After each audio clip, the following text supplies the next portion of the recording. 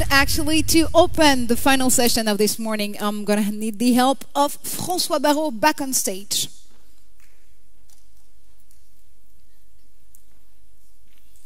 So, François, we're about to welcome on stage a VIP guest. Yeah, absolutely. I think this last session before the lunch show, we need to be quite focused. So it's my great pleasure not only to welcome somebody who knows very well EDAT, because he's been here many times, and he was here 2 years ago. He was CEO of Vodafone. He's a friend also for a long time.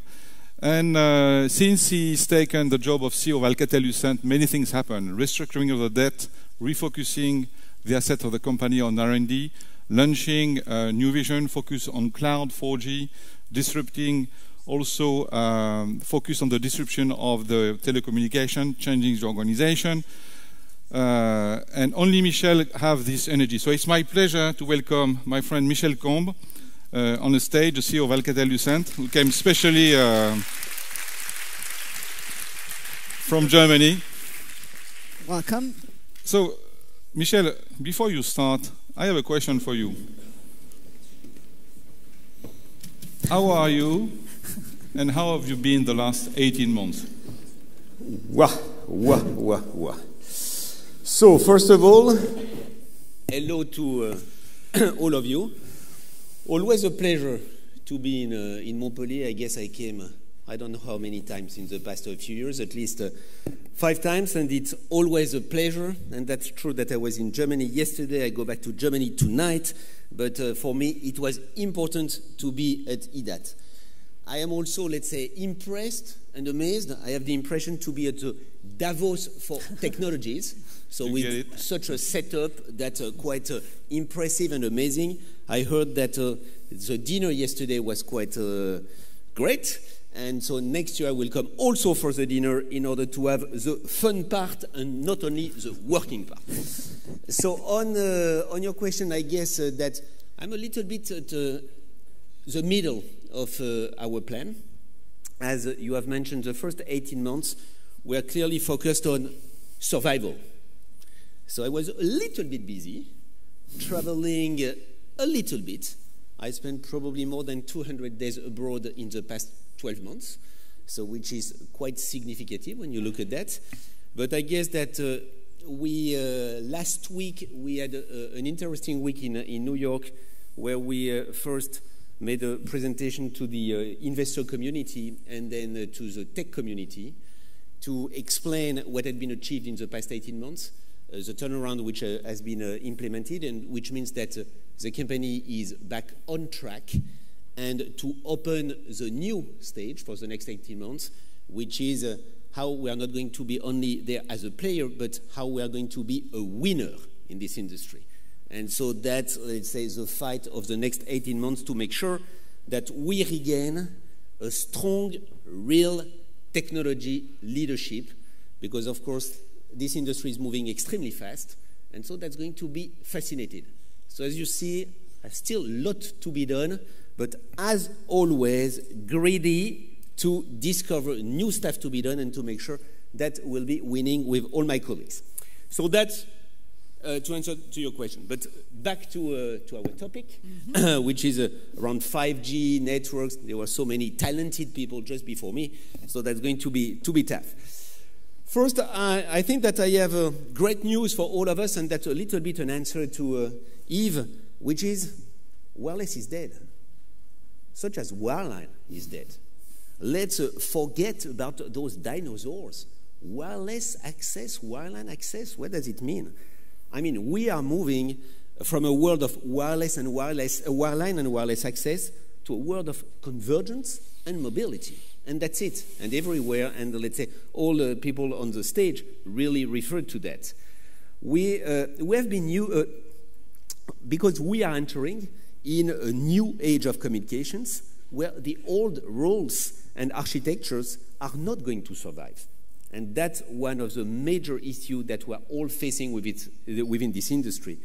We have been used in the past to constantly choose between fast access on one side or better mobility on the other side. It was one or the other. I guess that's finished. I mean, the 4 billion people who will be connected to the internet in 2017 have already decided that they want more life mobility and life control, meaning seemingly infinite capacity on mobility. And so that's what we have to deliver all together.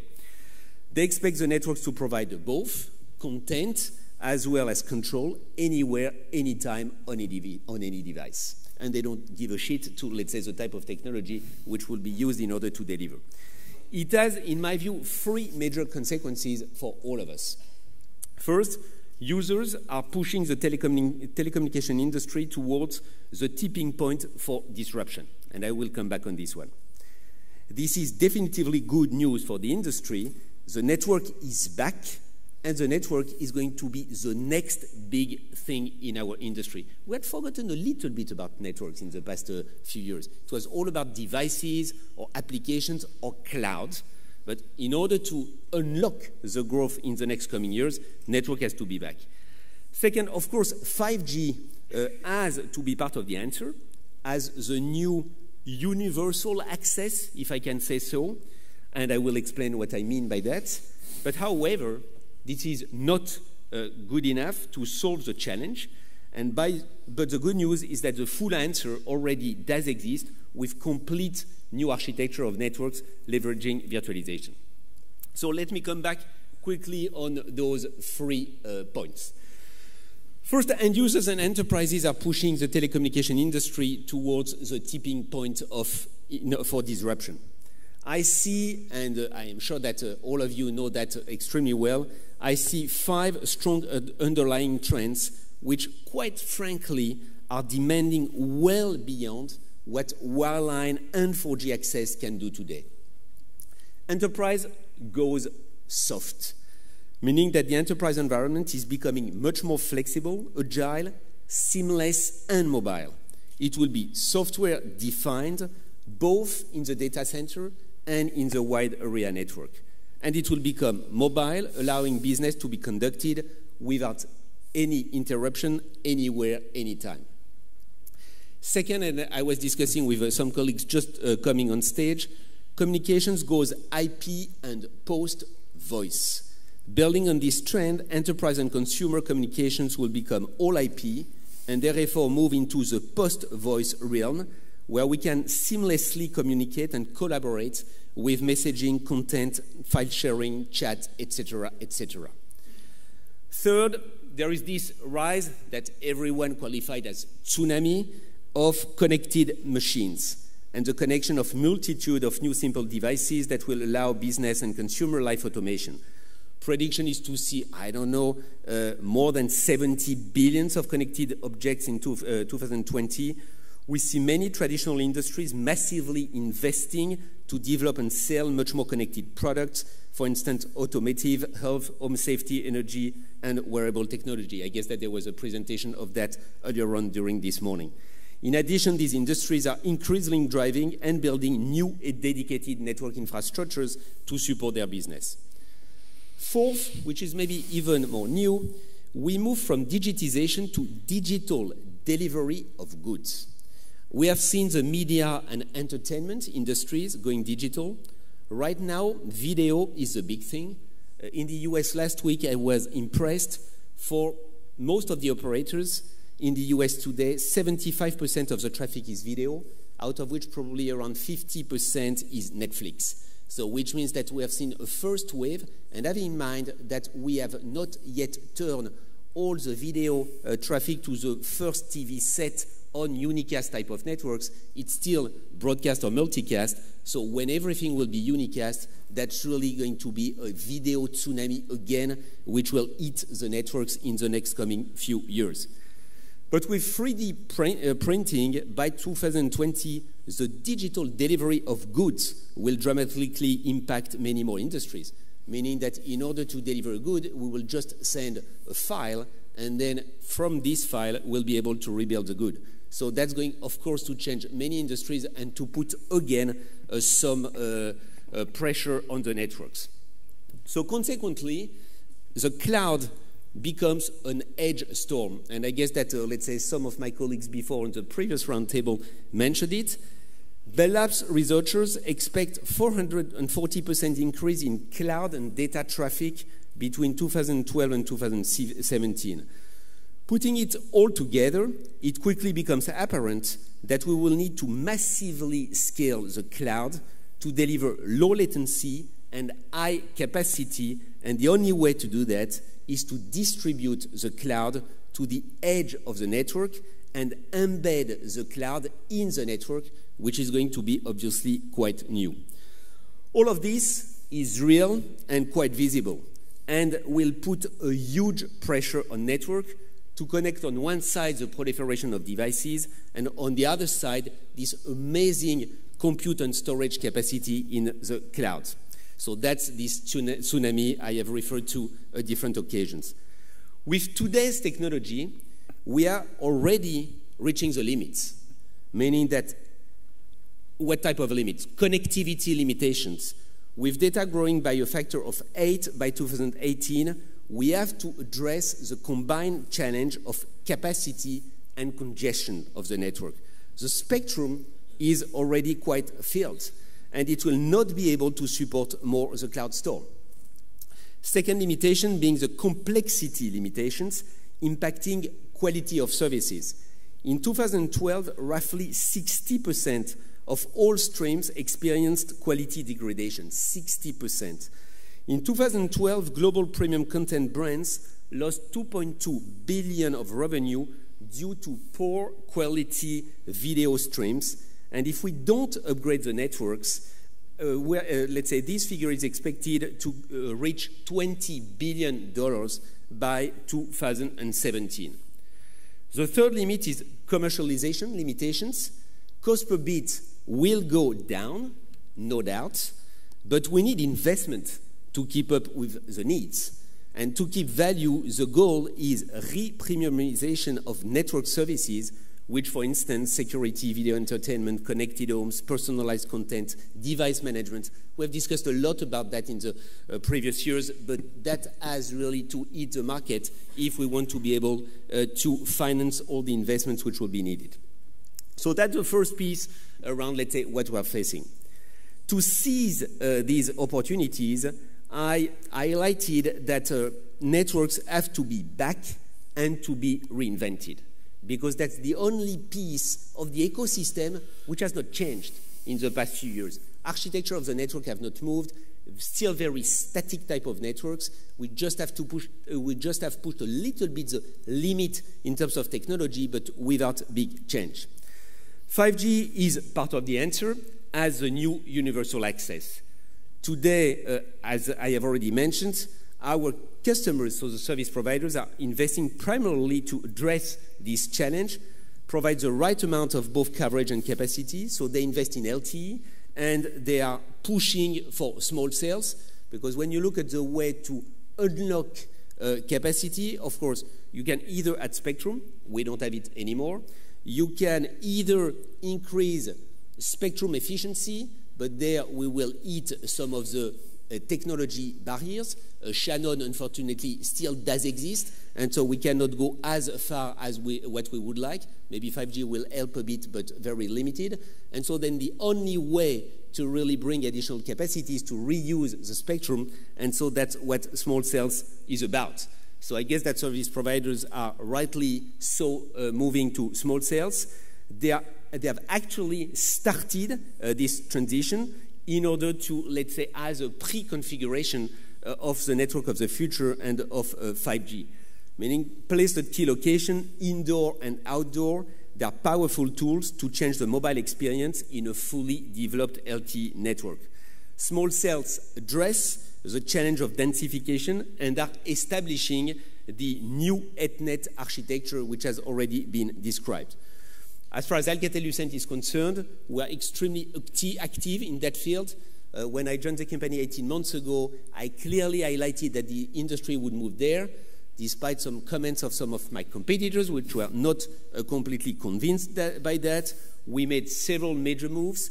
The first move was a technology boost with my friends from Qualcomm, where together we decided to co-invest to develop some new technologies in order to deliver integrated small cells 3G, 4G Wi-Fi, which will be in the marketplace in the next coming weeks now.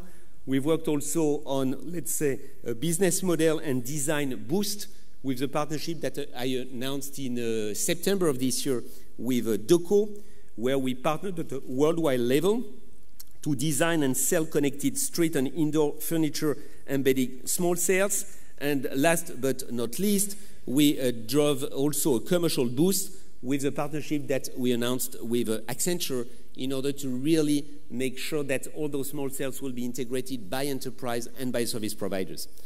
As you have certainly noticed, and that's always a pleasure for me, the rest of the pack, meaning my competitors, are starting to mimic a little bit the move, including my good friends from Huawei, which have announced recently, guess what, a partnership with Deco and with Accenture. Unfortunately for them, only 3 months after Alcatel-Lucent, but that's great. So which means that we are back in the race, and we are really paving the path for the industry in small cells and hence for 5G. Small cells, of course, are only the first step in 5G. It's not just an incremental standard, as it has been said by my colleagues. Virtualization will generate a big change in the way to build and design universal access networks. 5G will definitively be a new multi-standard, including Wi-Fi. That's the only way, and combining those two spectrums and combining those two technologies will be key in order to leverage what is the best in both technologies, meaning, let's say, the size of the spectrum that we can use on one side, and of course, let's say, the managed experience that we have on wireless on the other side. IP and edge cloud architecture are moving at the core of wireless, creating a flexible virtualized architecture.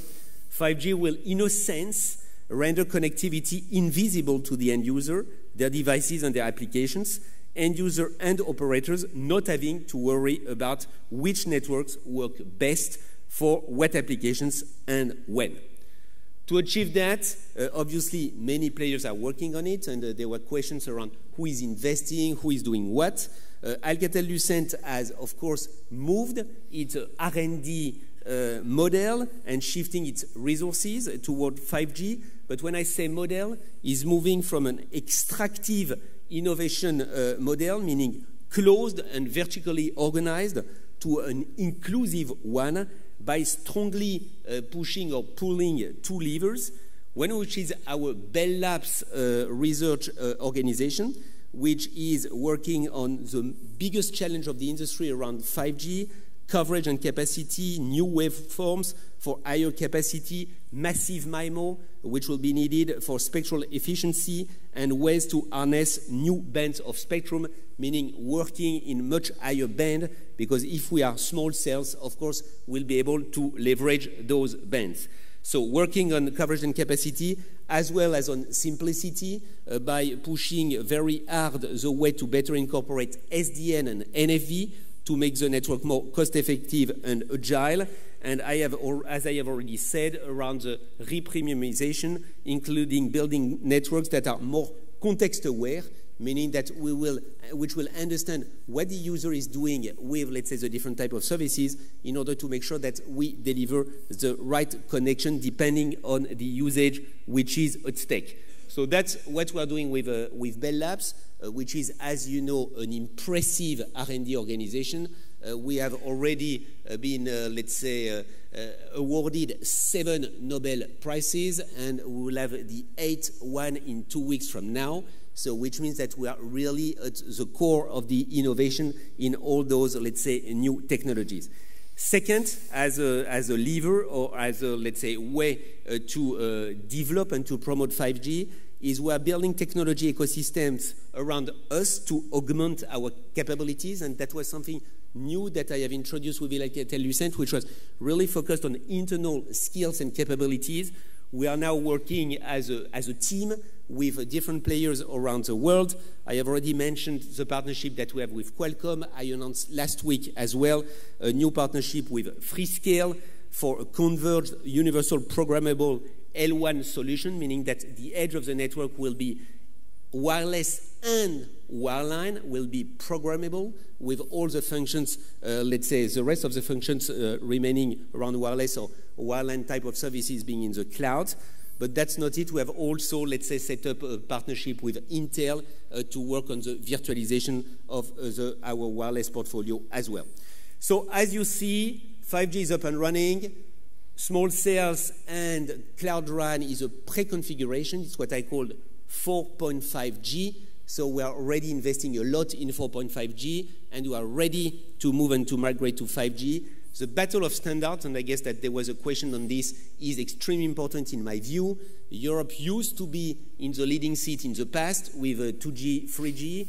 4G was a little bit less clear that Europe was in the leading seat. And so the real question is whether Europe will remain in the leading seat in the next coming 5 years in 5G, where the battle with Asia becomes extremely aggressive. And there we need, obviously, a strong European Commission in order to make sure that we will embrace that, because it's clear, in my view, that 5G has to be driven by Europe for obvious reasons in terms of innovation and cyber security. So that's the second piece that I wanted to highlight. The last is that, as I've mentioned to start with, 5G is one piece of the answer. It's, let's say, it answers to one of the constraints, which is the access constraint. But the full answer to succeed in this new area of mobility and convergence is what I call Network 2020. So meaning that beyond 5G as a new universal access, we have now, I guess that the industry, and we have been key in order to shape that, we have now a clear vision of what future networks will look like. It's what we have called, or what I have presented last week as a Network 2020 vision. In a nutshell, networks of tomorrow will be massively scalable, dynamic, shared, and at the same time service-specific, secured, and virtualized for the most part, meaning the control plane, meaning the management functions, and let's say the hosted services. This increasingly virtualized network is going to become what I mention from time to time as the network of you, meaning a network which adapts to each user, where today each user had to adapt to the network. So the network will have to be much more adaptive. So specifically, what is in it? There are lots of stuff which is in this new vision of the network of the future. IP and optical cores are optimized together using multi-layer SDN control in order to make sure that we put the right functions either in the optical layer and or in the packet layer to optimize the networks.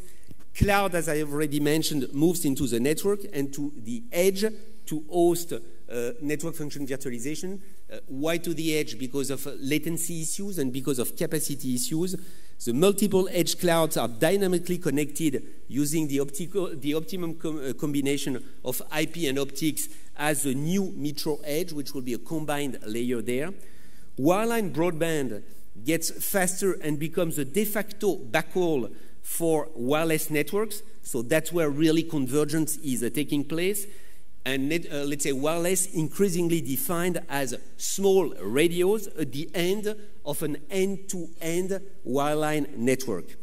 There is federated software-defined network controller of the data center, of the wide area network, including metro and even access. And this common converged network will serve the needs of service providers as well as enterprise and verticals. So through this vision, through our vision of Network 2020, we at Alcatel-Lucent again are accelerating the pace of innovation because we need to play on all those bricks that I have mentioned, thanks again to the enablers that I have already mentioned. So Bell Labs, which I have refocused on working on what I have called the new Future X project, meaning the 10X projects. So what does it mean? Is where can we improve by a factor of 10 things in the network environment? When it's just incremental 2 or 3X, I don't care. That's not up to my Bell Labs to work on that. But a 10X improvement can be in capacity, can be in energy consumption, which will be, let's say, a major issue, can be in latency. So how are we going through those new architectures, through those new technologies, really cope to with this type of issue? So that, and of course, let's say all the technology partnerships I have already referred to will be key in order to deliver that. So to conclude, as I have already been a bit long, most likely, so to conclude, virtualization, convergence, mobility are the right directions. 5G will be a key enabling technology, and the virtualized IP and cloud network will be the strong backbone to make all of this a reality. Through our vision and positioning, I guess that we are, and that comes back to the first question that you raised to me, we, meaning Alcatel-Lucent, we are ready to shape the future. Guess what? What we've decided to reposition the company on 18 months ago was precisely IP, cloud, and ultra-broadband access, which are the key bits and pieces which are needed for this vision, and so which should allow us to be, again, extremely disruptive. I see us no more as an incumbent. I see us as a clear disruptor in this technology space in order to help our customers, service providers, cable operators, web-scale players to really deliver what is needed by their own customers. In the connected world, networks are critical to make the digital economy go round. They are essential. We should not be shy. I mean, let's say networks are at the heart of this new vision for each of us as consumer, citizen, individual, for each business and for each institution. That is the reason why I believe every success has its network, and that's the reason why it's the new tagline of Alcatel-Lucent, every success has its network.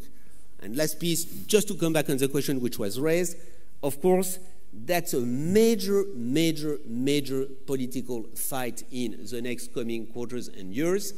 Europe is lagging beyond the rest of the world in terms of investment in networks and technology that might put us at risk if we don't reignite that. And I will be tomorrow with the new digital commissioner in order to start to move and fight in that direction. So, Mr. Chairman, that's what I wanted to share with you. Thank you.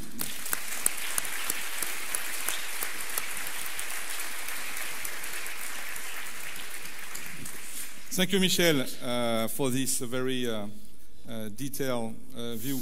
I have a question for you before we go for lunch. I think this conference also is a bunch of paradigm. You've highlighted very well the 70 or 80 billion connected object device by 2020. The mobile traffic will be multiplied by 11. The number of new users will be 500 million in Africa. All the numbers are incredible. At the same time, have you mentioned a very difficult word to pronounce, reprimusation. No, I cannot say that. It's too complex for me. At the same time, the ARPU in France is 45 euros, in UK 54, in US 80 euros. We had a very interesting breakfast with our colleague and member TDF, a company you're very familiar to, with Olivier Ouard and Vincent Grivet, about how to finance that. We've done some math. Per year, just in France, the run rate between OPEX and amortization of CAPEX is roughly 2.7 billion euros. So up to 2020, we arrive at 16, 17 billion euros aggregation. And the need to absorb all the mobile traffic is about 45 billion on top of that. So there is a 45 billion euros gap. So what is the secret? First of all, are you going to grab the market? I hope so. Is it the end of net neutrality? Do we have the customer to pay more? Do we have to disrupt the network? Do we need to change the policy or new source of financing? What is your view on that? So first, you are good in maths. Thank you. I mean, you've made a good calculation. It's clear that we are lacking investments in telecommunication networks in Europe. And let's say I continue to push for that, as we know that digital networks will be the blood system of the next phase of economical growth. So when Europe is speaking about unlocking growth, which is absolutely needed, it's clear that, in my view, investment in digital networks is really the heart of that. And so I wrote a public letter to the new president of the Commission in order to plea for a digital New Deal, in a way, in order to try to unlock the situation in which we are. I suggested a few, let's say, simple measures, which are part of the answer to your question. First one is to really clearly move now to a digital single market. Traité de Rome was signed more than 50 years ago, and we still have an amazingly fragmented digital market in Europe, which is just crazy, because all those industries, in order to grow, need scale. And when we compare to the US or when we compare to China, we have clearly a scale issue and scale, let's say, concern. And so we all have to give up something. I mean, states will have to give up about, let's say, spectrum allocation or regulation. Operators will have to consider, let's say, of course, there will be some needs for tax harmonization, at least in order to figure out how to drive this industry. By the way, we should avoid all those crazy ideas to, for example, tax data before even, let's say, we have seen how we were going to monetize data, but that's another topic. But let's say we need to build this single digital market if we want to unlock scale. The second, and we were discussing that this morning with Yves, is around the antitrust policies in Europe. We need an aggiornamento in our competition rules, which are, let's say, killing the industry in Europe. They are short-termist, they are consumerist, they are static, where we need, let's say, a competitive policy which is embedded in a broader industrial policy in order to help strong players to emerge, as well as startups, because strong players help as well startups to emerge. But if you don't have strong players, you don't have the right ecosystem in order to develop the industry. So we need a complete aggiornamento there to redefine, let's say, all what we call marché pertinent, and to think about that in a new world, which has to be at least European, but even global, because all those players have to fight on a global basis. And we should just look at what some of our key competitors in the world, the US or China, are doing in order to take some great lessons. And then there is, let's say, specific incentives for digital. So coming back in terms of training, because we'll need to train the new generation to all the digital tools. I guess that there is a huge effort to be done in terms of youth unemployment around digital technologies. There is also a lot to be done in order to unlock innovation. What we have, for example, in France with a Crédit Impôt Recherche, which is, let's say, quite powerful in order to relocate and to develop innovation capabilities in our country, might probably be rolled out in Europe in order to make sure that, let's say, we have a strong Europe in that field. I've spoken also around standardization. So as you see, there are a few measures which have to be taken in order to make sure that we will have a digital-friendly framework in Europe. Then, of course, that will be up, let's say, to the players in this framework to define new ways of working. You mentioned the debate on net neutrality. I hope we will land it in a place which makes sense in order to unlock growth as well, and let's say not being dogmatic.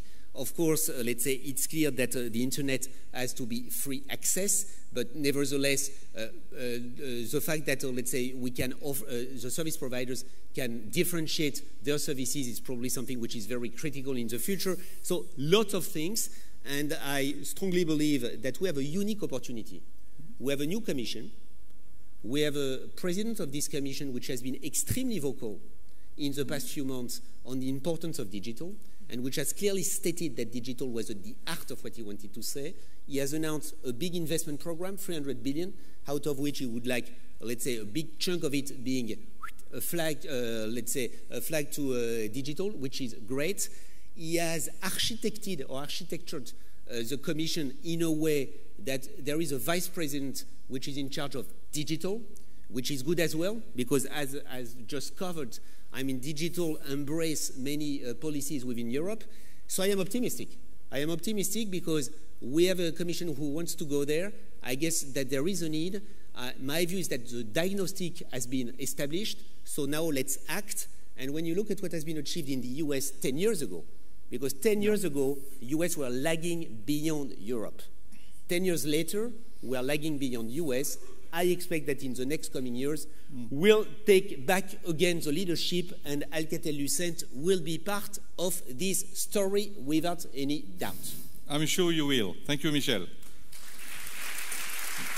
On a du temps, non, c'est fini là. And that's all we have time for. Thank you again, Michel Combe. And thank you. I'll shake your hand. And as François was saying a little seconds ago, we are about to go to lunch. Before we wrap up and send you actually to lunch, just remind that executive seminars will follow up at 2:15 in this room and different rooms inside the Corum, and so you'll be able to attend a seminar about future network, smart city, connected things forum, or TV everywhere. Go to lunch. We'll be back at 2:15, and don't forget about the party tonight hosted by IBM.